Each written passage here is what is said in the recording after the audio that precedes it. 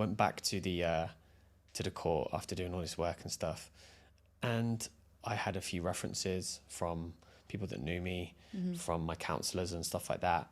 And I remember on the day I'm standing in this glass box. The night before was horrific. I remember it. Like all my friends are like, "Oh, do you want to go to cinema and do something just in case? Like, obviously you do go to prison tomorrow." Yeah. So I did that, but the whole time I'm just scared about what is going to happen. And I remember I walk in, and I'm in this glass box, and to the left of me there's the stairs that go down, and they lock the door, and there's a guy standing next to me here.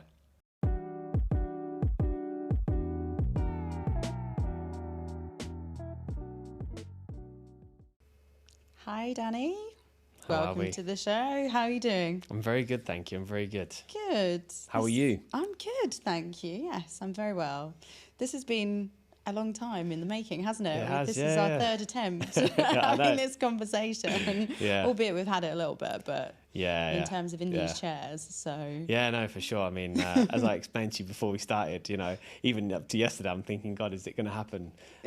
But we got here. Yeah, We're here. So I'm exactly. excited. Good. It's me nice too. to be on this side of the mic, I don't, obviously having my own podcast, I talk a lot. Whereas Yeah. now it's like I'm the one answering the questions. So Yeah, exactly. Good. Well, look, we had a conversation now, a few months ago. Yeah. And I think one of the things that came to my attention in that conversation is that you had a pretty tough upbringing, and there were various different things that formed a part of that. And I guess your life now, in contrast, is so different to that. And I guess the thing that really struck me was that it really could have gone one of two ways. So, but before we get into all of this, I'd actually like you to just maybe give a bit of an introduction as to who you are and what you do now. yeah, so for those that are watching this, my name's Danny. I had a very colourful upbringing that could have gone down a dark path, but luckily it didn't, and was able to kind of like turn my life around from that moment. But what I do now is, I've lived in Dubai for 10 years. It's actually my 10-year anniversary, like a couple of days ago, 28th of August I moved here. Happy anniversary. In 2014, yeah. Ah. And I just worked really hard. I worked for businesses for a long time. I got into the construction industry, and then worked my way through a few companies, and then got to take over a company that had basically was going nowhere, was in a bit of debt. Okay. And they employed me to come in, and I was out of my depth, to be honest. Like, I look back at it now and I think, wow, but I've always had that mentality of like, just go for it. Do you know what I mean? If it doesn't work out, at least you've tried. Yeah. So I did that, and within a year, we got tasked to turn it into like a profitable business within a year. And we did that within 6 months, and then we slowly but surely started to grow like 40% every year. Yeah. And that was in like the interior design field. So we'd go into like a space and we'd basically build the space. And and then in 5 years, including COVID, we took it from doing nothing to turning over close to 200 million this year. Wow. So that's incredible. So and like we're one of the leaders in the markets. But in that process, when I first joined, I've always been really good at consuming information, because education for me, I just hated the way schools taught back in the day. Yeah. And I never could enjoy just sitting there and learning about something I wasn't interested in. But when you put something in front of me where I can actually learn about business and growth and self-development and all that stuff, I just consume it. So I started my own podcast like 5 years ago. And within that period, I started to realize, like, I was talking to some really influential people, like even the founder of Reebok's been on my podcast, So I was talking to like people like this, and I started to realize that, my skill set as an individual is no different to these people. It's a fly. Yeah. Or a moth. My skill set to these people is no different. And then it sparked the interest of like, is being an entrepreneur something that possesses within myself? Because coming from a working class family, I was always told, get a job, work on a career, get a good salary, absolutely. all that sort of stuff. Yeah. And then it started to spark my interest. And then having built this business that I was with, I realized that, it is possible, but what do I feel passionate about? And a few opportunities came past like my desk as such. And like I kind of dabbled, and I just didn't feel passionately about it. Right. And I didn't really want to stay in the construction industry, because with the construction industry, it's not the easiest industry. And especially here, like effectively you have to finance a lot of the projects. Right. And then, you know, you get to the end of the project and you're just constantly chasing money. And I thought, do I really want this headache? Yeah. And the answer was no. And then I was able to come onto a topic during my podcast and put certain circumstances which led me into delving into cosmetics industry and what they put into products. Okay. And I just spent like 3 years understanding all the things that were in ingredients of skincare, shower gel, shampoos, toothpaste, even everything, deodorants, aftershaves. Yeah. I was so horrified that I was like, maybe this is it. And that was it. I formulated a skincare range, started making stuff at home. Okay. And then developed into being an actual live brand, which now is sold online all around the world. I think what's interesting about what you said as well is just going back to the beginning. So this was an area that you chose to be interested in. The more you read, the more you become passionate about it, and so on and so forth. But going back to education, it wasn't like that for you. No. I think it's quite interesting. I don't know if you would agree with this, but when we were younger, we weren't really told why we were learning certain things. Do you feel that maybe that played a role? Because I almost feel like listening to the things that you've delved into and the things that have sparked your interest, you've kind of continued with, but you could see an avenue, you could see a route in terms of what you were trying to do with that. Do you feel like that was different when it comes to education? Yeah, because I think that, you know, my own personal opinion is I think education, and the reason why they don't evolve it now, you know, what they learn now is exactly what we learned like 20, 30 years ago, whenever it was that I was at school. It's like, but the education hasn't changed. And the reason why the education hasn't changed is because the whole point of the education system is to groom you to be a part of the system. That's my own personal opinion. Like, why would I go to university to pay thousands of pounds to be lectured by somebody who's never had a real job? Yeah. And is just a bookworm. Like, fair enough, don't get me wrong, there is a place for example, if you want to be a scientist or a biologist, or if you want to be a heart surgeon or a doctor, I get it, you have to learn about that. But like, if I want to go and learn about formulating ingredients, or I can learn that all myself. Like, you know, if I want to go and be a marketer or anything that I want that's not kind of like so detrimental on people's health, let's say, then I can learn that wherever. It doesn't have to be in a university. And I've learned, especially over 100 episodes on my podcast now, is that the most successful people in the world, 95% of them haven't got an education. Yeah. Because they haven't been groomed into thinking this is the way, like this is the right way. Yeah. You know, we don't have a groomed mindset, so it allows us to be open thinkers and think in a certain way, which allows us to learn from everybody, not just one particular source. Yeah. So for me, I just think it's not like I would, if I ever have children, I'd say don't have a good education, but it's not essential. Yeah. Yeah. No, I completely agree. And I think, so I didn't go to university until I was much older. I was in my 30s when I actually studied. But yeah, I didn't go to university because I explained to you what happened with my mum as a teenager and stuff like that. But, and it was a real chip on my shoulder that I had for ages as well, because everyone was going off and going to uni, but everyone did the same thing. And then everyone was landing in the same kind of jobs that I'd already been working in a few years before, and I was slightly ahead of them in any case. And obviously, you know, later on it's led me to getting into business and stuff like that. So yeah, I agree. Tell us about Danny when he was a kid then. Danny. So I was outgoing, I was energetic, fun-loving, just like my mum always used to tell me that I would, whenever I met strangers, I'd always just go and like sit on their laps and be curious about them. And it's quite a, I don't know what the word I would use, but like I was just interested, you know, and I was always mixing with friends, like her friends and my dad's friends. And when everyone came over, I'd be like just outgoing, you know. And I don't know whether that's because I'm the youngest of three or not, but I don't know where it came from. I've just never been, that sort of thing's never really like scared me, I suppose. Yeah. And maybe it's just my personality. But yeah, I was quite a happy kid. Do you know what I mean? I was super friendly, and yeah, life was good. I can't really say anything else apart from that. I mean, I did hate school. Like, Yeah. I just hated learning. I think I'm not even going to brand myself as ADHD, but I definitely struggle to have an off button. Right. It's like 100 miles per hour, and then I'm so tired I have to sleep. Yeah. That's it. And I think that was always what I was like as a kid. And I think when you're sitting in a classroom and you're just like, buzzing around, it was quite difficult to like consume that. And then as I got into like teenage years, my parents broke up. I mean, it wasn't like the nicest environment in my household, because my dad was a very like angry man. Like you wouldn't kind of know which Tony you were going to get. Okay. So, but at the same time, you know, he was my dad. Yeah. And I just associated that was what family life was like. But yeah, there was moments where it wasn't that enjoyable, because, you know, there's times where he'd been arrested for like hitting my mum and stuff like that.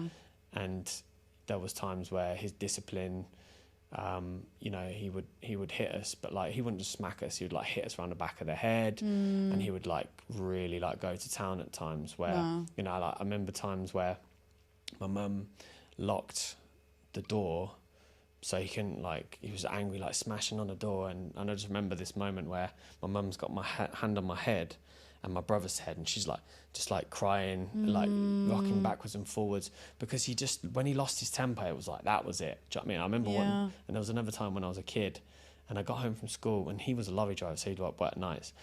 And I remember I was just making some noise downstairs, as children do when they finish school. And he comes storming downstairs, and he's in front of my face like this, and he's screaming so loud that he's literally spitting in my face, like just going crazy for making noise. Right. Okay. So, but that was just him. Like he was just angry. But then in the same breath, like I was so close to him. So it's like it was weird, because when he was okay, it was like we had a loving relationship. Yeah. But then when he was angry, it was just like, it was not very nice. And my auntie lived down the road from us, so like, you know, it was quite a frequent thing where my mum would go to my auntie's and leave the house because he was having like this episode of like going crazy and stuff. And my mum was very loyal to my dad, you know, for a long time. I remember a kid from school, her dad, like we used to go to like this cinema thing as like a club on the weekends, and then it turns out like he was like, but his daughter was like really good friends with me at school. Right. But then it turns out like he kept coming to the house all the time, and we're just a bit like, this is a bit weird, and my dad was out of the house or at work or whatever. And then one time he comes over and takes my mum out into the garden. We're all standing there like, why is he here? And basically, in a nutshell, he basically pulled my mum in our back garden in our house and was like, basically, I want to have an affair with you. And my mum was like, no, like I don't want to have an affair with you or anything like that. And I remember that so vividly, because my mum actually told my dad and was open about what had happened. Oh gosh, how did he react? Obviously not very well. Yeah. And then he was very jealous and these things. But these were like quite vivid moments in my memory. I mean, the problem, and I think it's hard to sit here and say that my dad's a bad person, because I don't actually think he's a bad person. We were best friends up until pretty much till I moved to Dubai. Right. But the reason why I think we were best friends is because he needed me. Okay. And then when I moved to Dubai, it was almost like he didn't need me anymore. And our relationship started to like kind of like go west. And drift. he just wasn't making an effort. And, okay. you know, when my Wow, mum... that's so surprising if you were so close. But the thing is, it was like when... I found it difficult at the beginning, because when my mum broke up with my dad, despite how angry he was, I swayed towards feeling sorry for him, because my mum very quickly moved on with another guy, and then within a few months that guy was living in the house, and I was quite young at the time. I think I was going through my GCSE, so I was like 13, 14, and then man in the house, like it was a bit of a weird environment. Like, was glad that my dad wasn't around because he was angry, but then it was like I was also sad because like my mum was just focusing on this new man. What was the space of time between your dad leaving the house and this new man entering I can't remember the house? in exact, like, no, but it was very quick. Right, like, okay. I remember there was a time where they went on holiday together, and my mum had already said, like, I want to break up with you. But my dad was like, I'll pay for this holiday, like, let's go on holiday. So those two went away. But then as soon as they came back, we were kind of getting introduced to her new boyfriend. Wow. So it was like already going on. Yeah. So like, but then again, it's like, I know my mum's probably going to listen to this, so like she might get upset, but like it's not like she was deprived of love for God knows how long from my dad, you know, mentally, verbally, physically abused. Yeah. You know, so I don't kind of blame her for wanting that. Do you know what I mean? And Paul, she's still married to Paul. So Paul's my stepdad. Like, they live together. I've got a great relationship with Paul. Okay. So it's like, it all turned out well in the end. But at the time, it was a very disruptive moment for me, because it was just like all these emotions going on. Yeah. I'd go see my dad. My dad would be crying his eyes out, suicidal, like in a bad way. How old were you at this time? 13 years old. And that's such a formative age, right?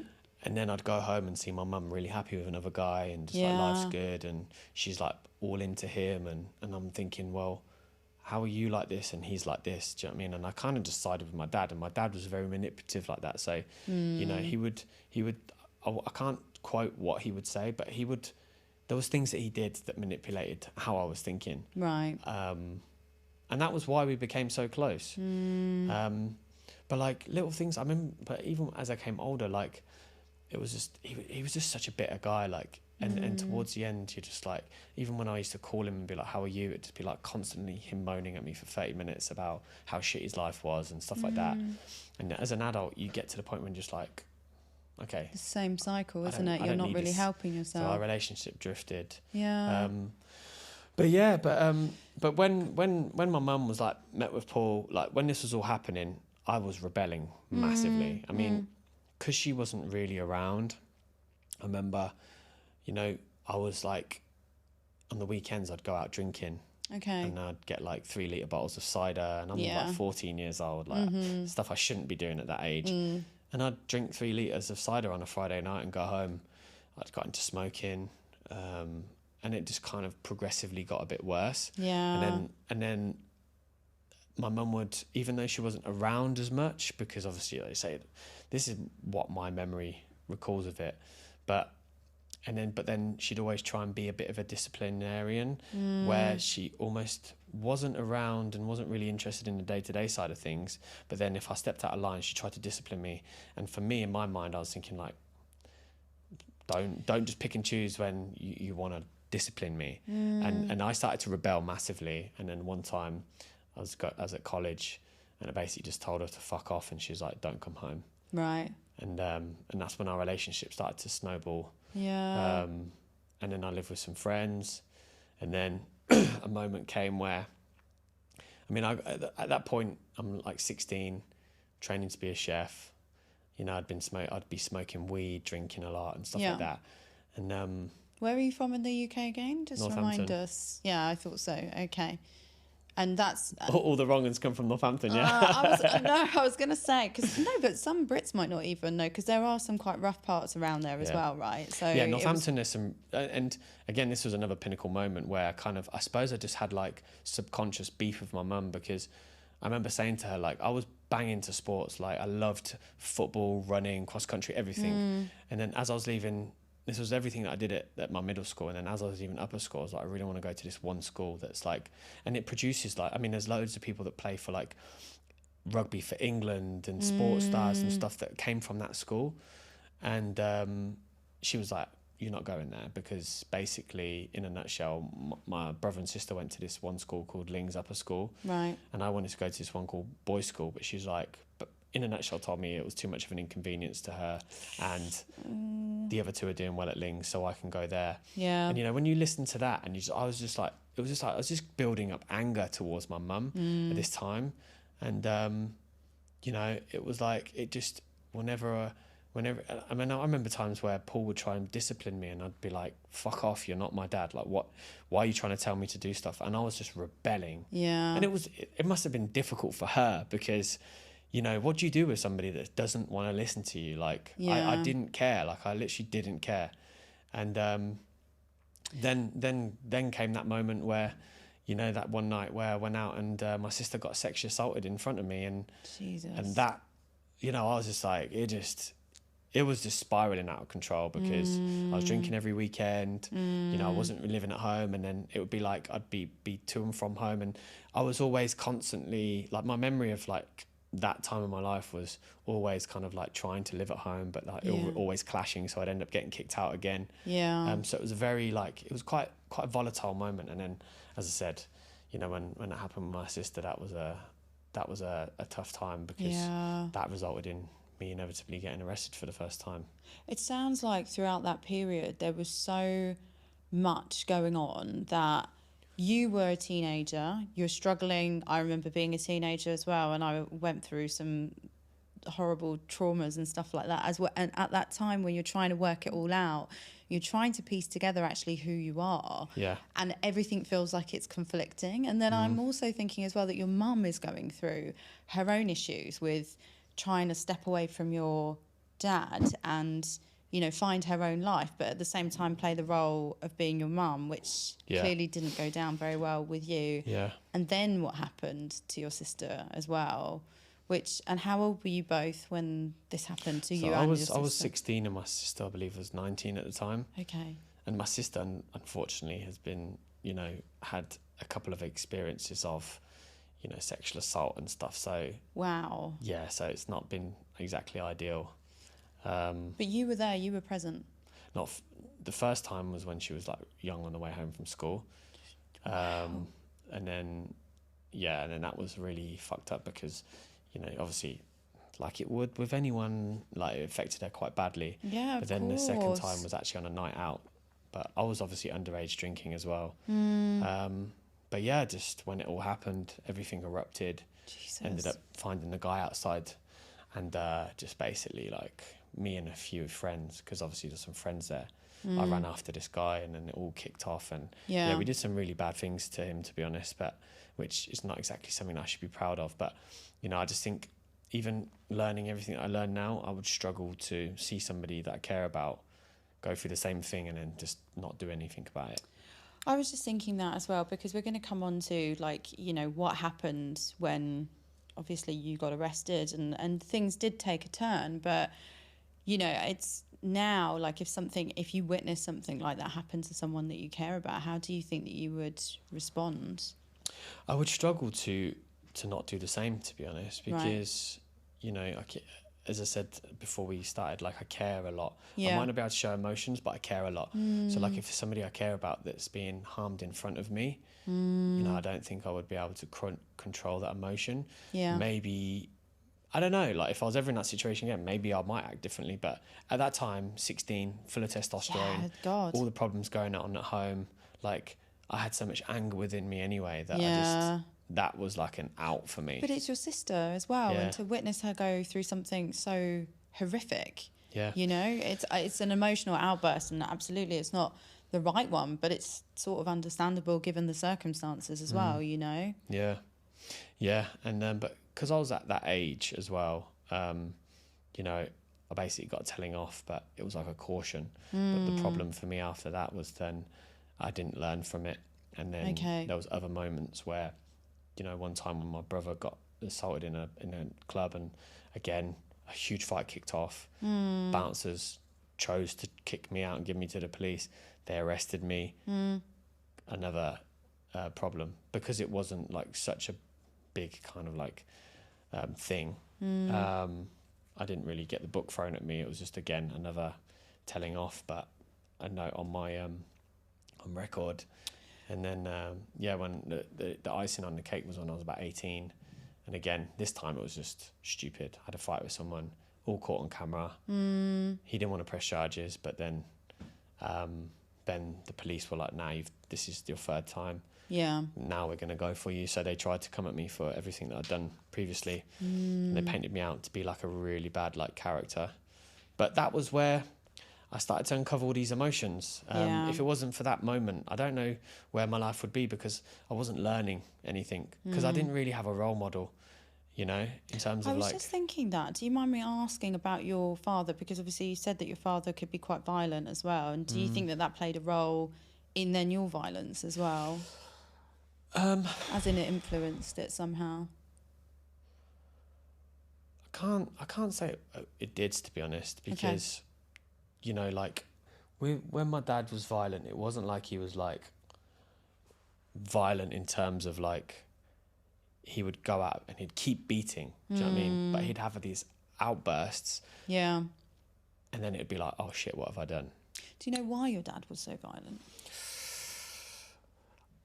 I really don't know, to be honest, because you look at his upbringing, and I suppose his parents broke up. It wasn't exactly the best like situation between them. But I can't say, because I wasn't with my dad when he was younger. I don't know what happened, but you know, my brother, my sister don't speak to my dad. I don't speak to my dad. Yeah. He doesn't speak to his brother. Doesn't really speak to his sister. So I think he's just a troubled man. Yeah. Like, honestly, and he doesn't know how to process it. Like, he's never made an attempt to speak to me and sort it out. I had to always make the effort with him, and it was just like, do you know what? I'm too old to deal with this. Do you know what I mean? And for me, I looked at him and I thought, if I have children, I don't want to look at my granddad. For me, like, I adored him because he was a gentleman. He was a good man. But whereas my dad, I just wouldn't want my kids thinking that's my granddad. Oh, he's this, because he's like my brother's had a baby now. She's 1 on Monday, and my dad's never made the effort to go and see them. Nothing. Wow. So it's like, you can't help those type of people. It's like, yeah, you know, you are born into your family and stuff, but it doesn't mean that you have to be like so close to them. Yeah. Because, you know, as I say it sometimes, as ruthless as it sounds, it's like, you know, just donating sperm doesn't make you a dad. Like, No. you have to be a dad. No, it doesn't. Do you know what I mean? Like, and actions speak louder than words. So Yeah. it's I came to peace with it because I tried too many times, and it got to a point where I was like, this is just, yeah.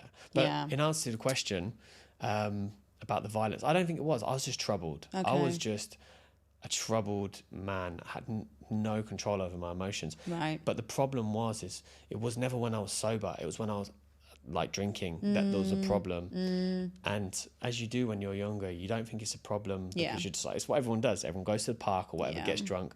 And then as I was old enough, go to town, get blottoed. And then one moment would set me off.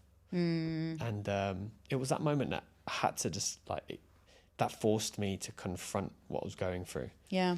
Because when they were trying to throw the book at me, I was like facing 2 years in prison.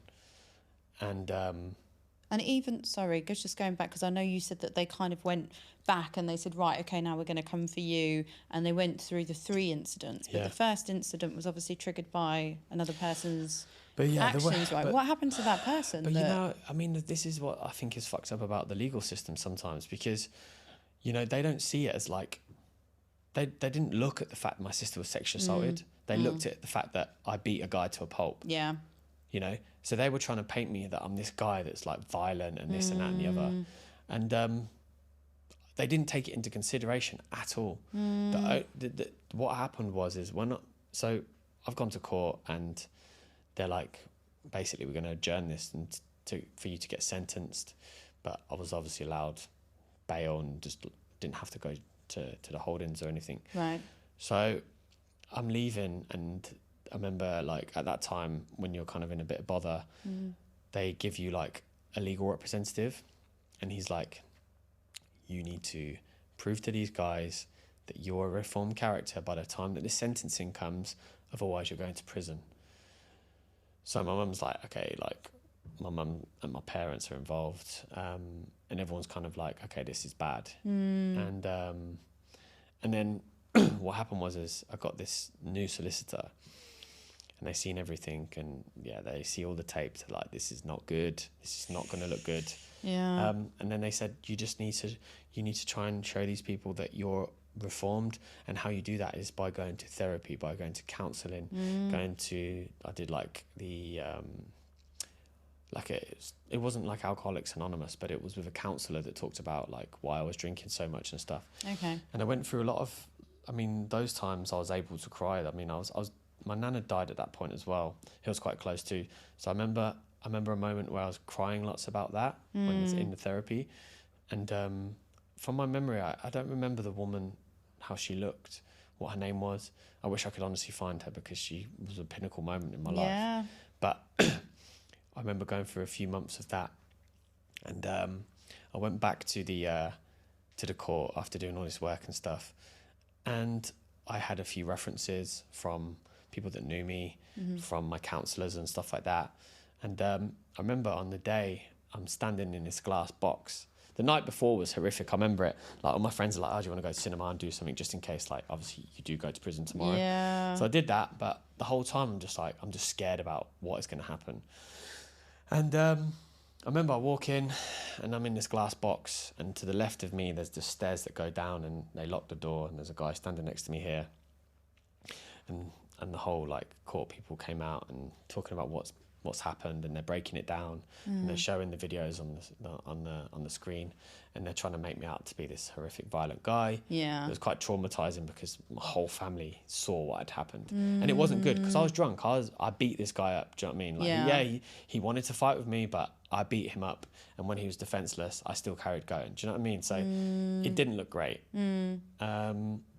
I was just like, wow, like this is it. My life is gone. Like, I've wasted everything. Like, Yeah. I'm gonna go to prison for 2 years. I was obviously very upset, and I just said to them, I'm like, I was just troubled, and so many emotions were coming out, and they read my sentence in and went, you're going to be sentenced to 2 years in prison, and it just went silent, and I was just like, I just started crying. I heard my mum crying, heard everyone around me crying, and I was just like, fuck, what have I done with my life? And then literally out of nowhere, this guy goes, but we're going to suspend the sentence for 2 years. If you ever commit a crime ever again, you're going to go to prison for this, the second, and the first. Wow.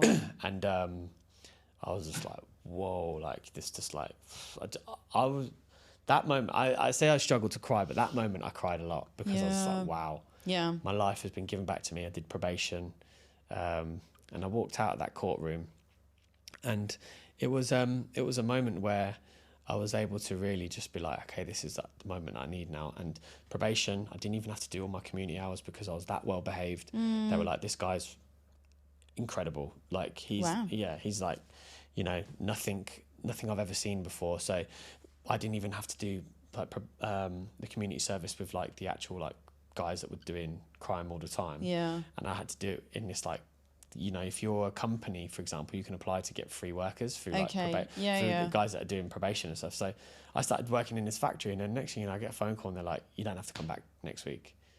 Like, you're okay. Like, you're a good guy. Like, you've learned your lesson. Wow. And signed me off, and that was it. So just going back to, because I'm just working through like everything you've explained about the circumstances. And so first of all, it started with going to therapy. Did you feel like that was a bit of a tick box at first? Like when they first said you've got to go to therapy and you were going through this process, and you were thinking, well, I'm facing a potential sentence. I don't know what's going to happen. Did you, like, how did you see that? At that moment, if you'd have gave me the formula of how to not go to prison, I'd have done everything. Yeah, okay. If you'd have said to me, you've got to run to the furthest point of Great Britain and run back in a day, I obviously wouldn't have done it, but I'd have tried to do it because I've been like, I just didn't want to go to prison. Yeah. You know, it was such an eye-opening moment for me because I wasn't a prison person. Like, I wasn't a bad person. It's not like, you know when you're younger though, like people that are not from England won't know this, but I mean, maybe they know now because all the knife crime that happens, but you generally have some horrible children, some violent kids that just bully. That wasn't me. Yeah. I wasn't somebody that bullied anyone. Just fallen into the wrong. I was a nice guy, but when I drank, there was no control. Yeah. And that was my problem. So, and the woman said to me, she's like, this guy doesn't deserve to be in prison. The therapist, she wrote me a letter, and later on I found out that she basically said, if this guy goes to prison, he's more than likely going to mix in with that crowd and become a criminal because... Wow, this is the thing that I was just thinking, is that it could have actually been the worst thing for you. I mean, I know you wouldn't necessarily be drinking in there and therefore that wouldn't spark the issue, but you would be mixing with people that would get you involved in all sorts of other things. Well, if you look at the stuff that had happened, what was I doing? I was defending myself, right? If you go to prison and people try and attack you, I'll defend myself, which means I'll end up getting in this loop of like if I'm getting attacked, I'm gonna obviously get them back. And she said, she's like, prison environment is not for this guy. Like, this guy needs to carry on with therapy and stop drinking and X, Y, and Z. Yeah. And that's what I did. I just focused on working. Yeah. Recreationally, sometimes I would drink, but I was never that same person because I was just so scared of anything ever happening again. Yeah. It was almost like to the point of where certain things I just wouldn't do because I was so scared that my life would just be taken away from me at any moment. Yeah. I think that's it. I think it's just quite an interesting story of your reformed identity, you know, go from the moment of, you know, going to therapy, but then therapy actually also benefited you as well, Yeah. right? Yeah. And then you were given the lenience on the sentence as well. Yeah. But yeah, it could have turned out so differently. Yeah. What do you think? Because I think a lot of people might have written you off in that situation, and you could have gone to a different court with a different judge who would have given you that sentence. Do you think that people can change? Yeah, for sure. I think we've all got it within us. I think some people need to like have more of a push than others. But it was, I can't tell you what it feels like. Only people that have been in a situation know what it feels like when you're about to have your freedom taken away from you. Yeah. It's like the worst feeling you can.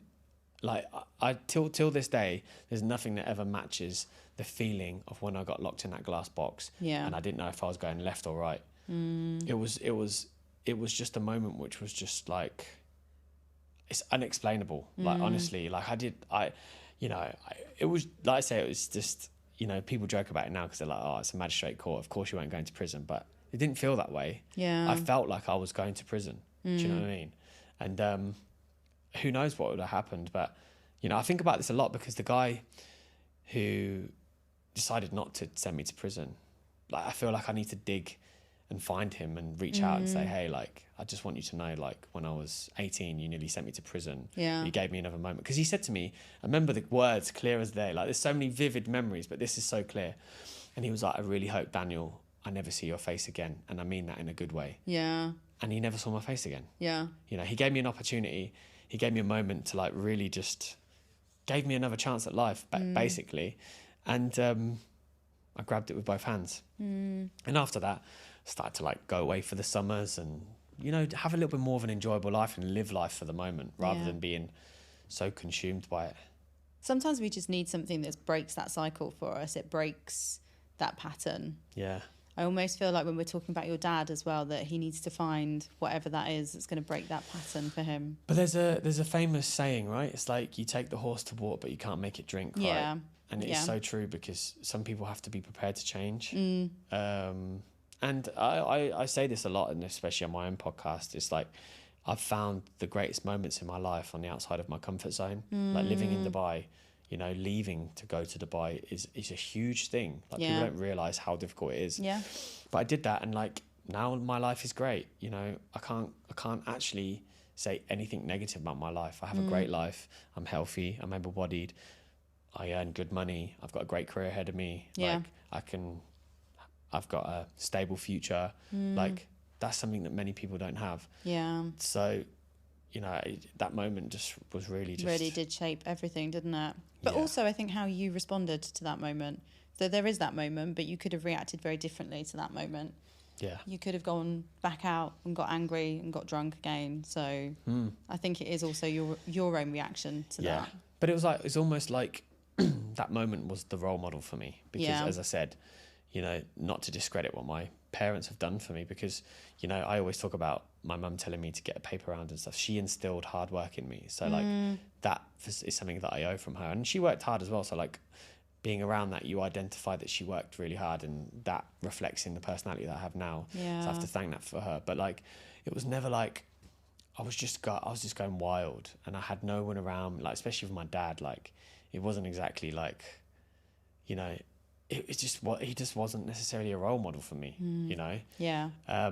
Never taught me, like, I can't sit down and say like, oh, my dad taught me this about life, and like, he just didn't exist. Like, yeah. So how do you think that shaped your view of the male identity and not necessarily having a strong role model? I mean, I've never really thought of it, to be honest. I mean, it doesn't really, like, I just, my male role model, I suppose, is myself. Do you know what I mean? It's like, I realised from a young age that, like, you're in control of your life. Yeah. Like, what you do is down to you. Nobody can protect you from that. So it's like, if you're actually going to do something, then it's down to you. Whatever you decide to do, it's down to you. Yeah. You're the one that controls the decisions in your life, and that is that. Yeah, so true. I'm just thinking about your family as well, because you've talked about you know, obviously the relationship with your father and your mother, and also what happened to your sister as well. What are your relationships like with your family members now? And how is your sister as well? Because she's good. She's good. She listened to a podcast that I spoke about this story, and she was like, I think I should probably do a podcast and talk about it from my view as well. Yeah. Because, you know, it must have been a very traumatizing moment for her. Yeah. Relationship wise, get on really well with my brother and sister. I was best man at my brother's wedding. You know, my sister was here last year. We had a great time with my niece Harper. My mum has always been like, I love my mum and stuff, but it's always like it's always been a bit of a weird, like not weird, it's hard to describe because I love her, but it's almost like, you know, I'll speak about this because sometimes she gets really emotional about how like we don't necessarily have a hugely close bond. Right. But I explained it to her once and said, you know, because she was kind of like a bit upset because the relationship she has with my other siblings isn't, I would say, as strong. I mean, it's not like they don't have one. They've got a good relationship, but it's a bit mixed at times, you know. Like every family, they have different types of relationships and stuff. But I think, you know, she said to me one time, you know, it just saddens me that I don't have the type of relationship with, you know, your other brother and sister as what I would have with you. Because for me, it's like, yeah, it's been challenging at times, but I'm quite liberal-headed now. Like I kind of like have a strong head on my shoulders that I understand for what it was. Do you know what I mean? It's not like there was a moment where I had to kind of do a bit more therapy because I kind of like had all these emotions uncover and stuff like that. But all in all, our relationship's good.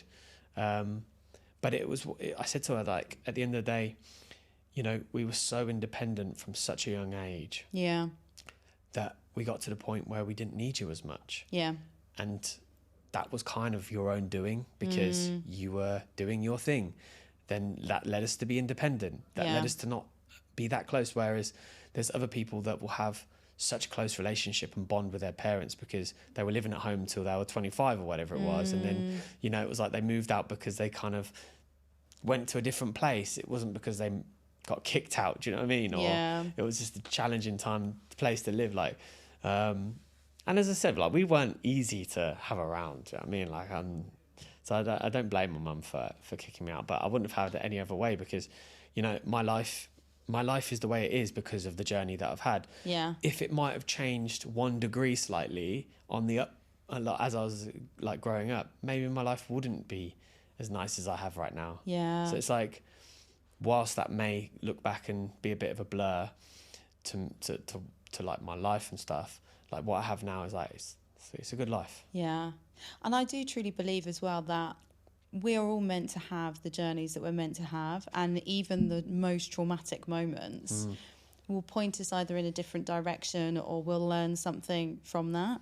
So exactly what you're saying, you know, the life that you have now is attributed to so many different factors in the rest of your journey that it would be hard to then go back and change that. Would you agree? Yeah, 100%. And I think what a lot of people don't possess is they're not very self-aware. So it's like, you know, when, like, for example, if you was to speak to my dad would blame the whole world for his problems. Yeah. Rather than saying, I've chose to be this way. Yeah.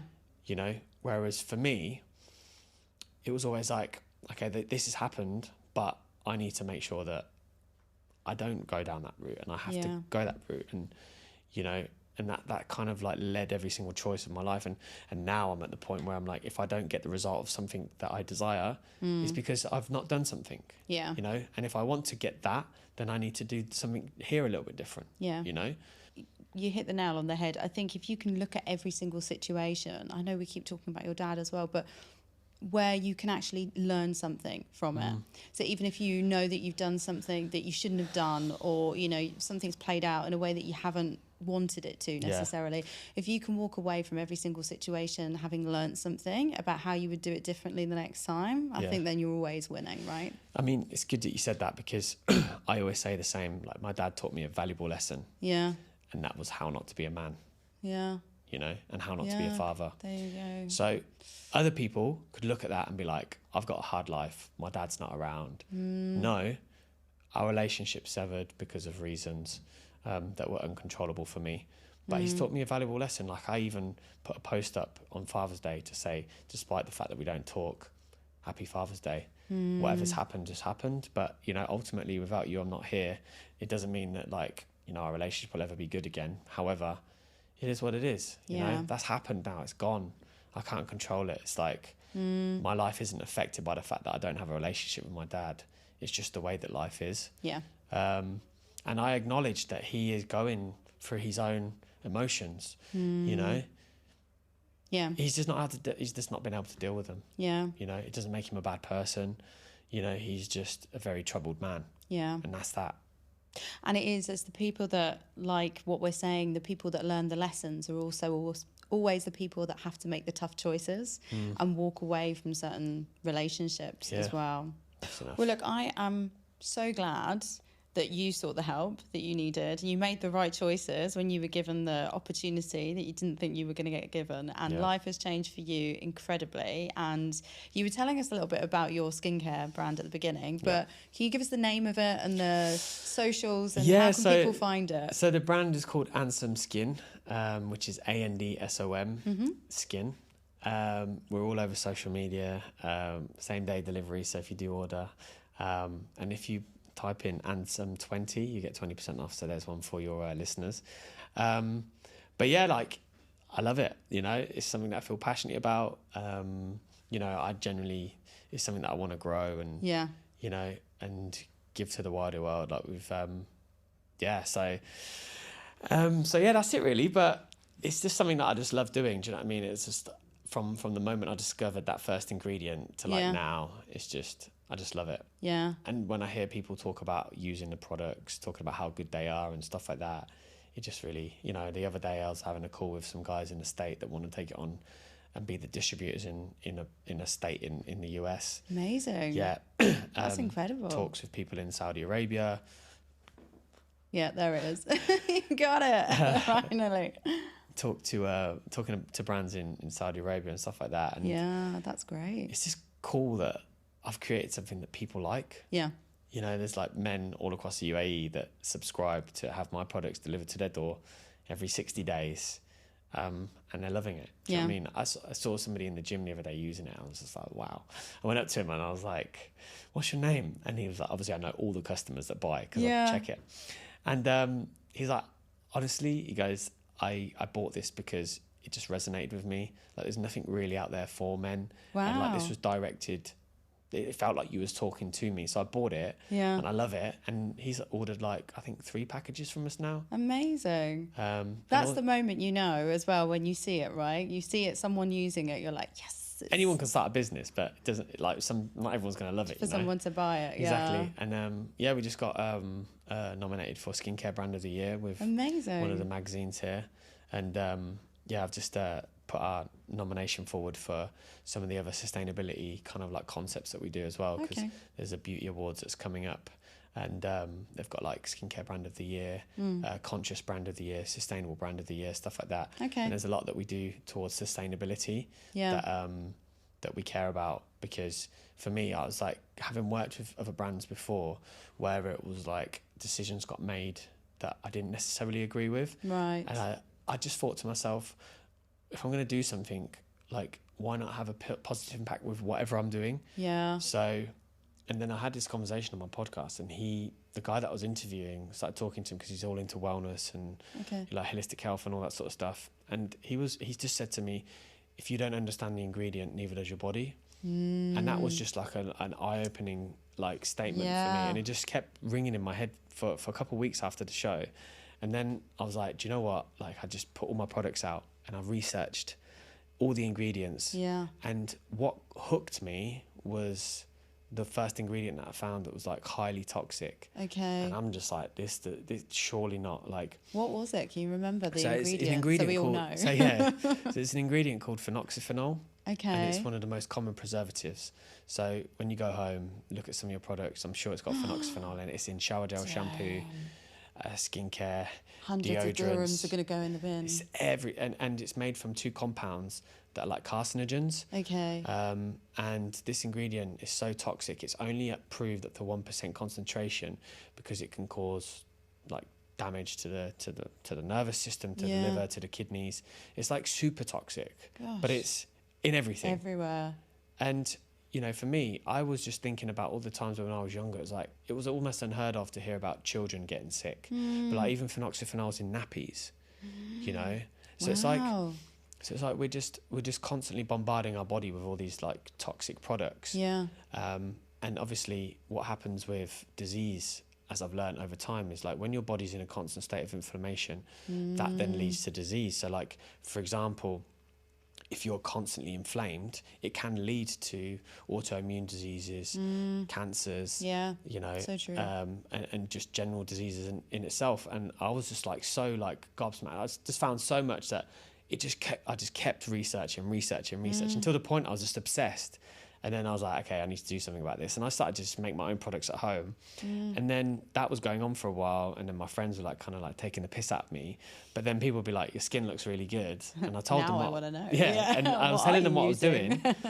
And then I met with a friend for a coffee, and she's like, you need to like, this is what you need to do. You need to just go and grow this brand. Yeah. Right. It's just cool that I've created something that people like. Yeah.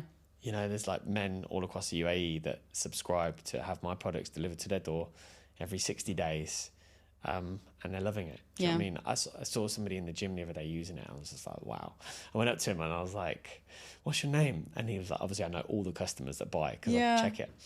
And he's like, honestly, he goes, I bought this because it just resonated with me. Like there's nothing really out there for men. Wow. And like this was directed, it felt like you was talking to me. So I bought it and I love it. And he's ordered like, I think 3 packages from us now. Amazing. That's the moment, you know, as well, when you see it, right? You see it, someone using it, you're like, yes. Anyone can start a business, but it doesn't, like not everyone's going to love it. For someone to buy it. Exactly. And we just got nominated for Skincare Brand of the Year with Amazing. one of the magazines here.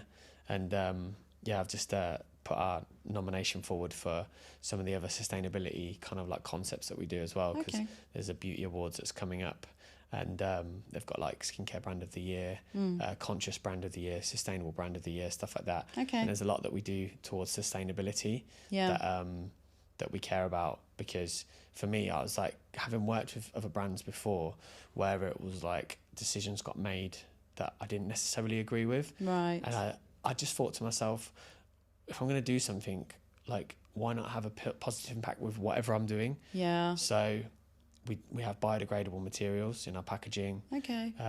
We source only from FSC regulated forests. Yeah. So we're not like chopping down like certain areas just to have cardboard packaging. Okay. And we plant trees for every product we sell. Yeah, that's so like amazing. Not only are we having like an effective natural product that's beneficial for men's skin, we're also having some of a positive impact as well. And that's how I want to lead the brand. Yeah. Yeah. You know, is a lead, no matter what we do, it's always have a positive impact. Fantastic. Well, I wish you all the best with it. I'm definitely going to be trying and recommending some of your products. Well, you've got a husband. Exactly. So he'll be getting some gifts. Yeah. But thank you so much for sharing your story and for being so open and candid, and especially going back to some of the deeper and darker times. But yours is a story, I think, that demonstrates 100% that people can turn it around. So, thank you. I mean, that was one of the reasons why I started doing my podcast, is because I wanted to shine a light on the fact that it really doesn't matter where you're coming from or what you're doing. Like, you genuinely can achieve stuff if you just put your mind to it. Like, everyone's, regardless of the situation, everyone's suffering from some form of trauma. Like, you know, you lost your mother, you know, like obviously Kelly's been on the podcast, like she's had an unfortunate circumstance and stuff. You know, I interviewed someone who's now become a friend recently, who 2 years ago tried to kill himself, was an alcoholic, overdosed on heroin, like was homeless, right? And now 2 years on, he's a personal trainer, living in Dubai, amazing, clean for like 2 years and stuff like that. So it's like sharing stories like this and being able to show people. I just want one person, just one person to watch it and go, so true, that talks to me. Like, I'm going through so much shit right now in my life, and this guy's given me some sort of glimmer of hope that I can turn it around. Yeah, that's really, really, doing stuff like this is all I want, is to try and help others. Yeah, you know, absolutely. That's exactly why I wanted to set up All Things Identity as well. So I'm losing my voice, but thank you. Yeah, thank you for having me on.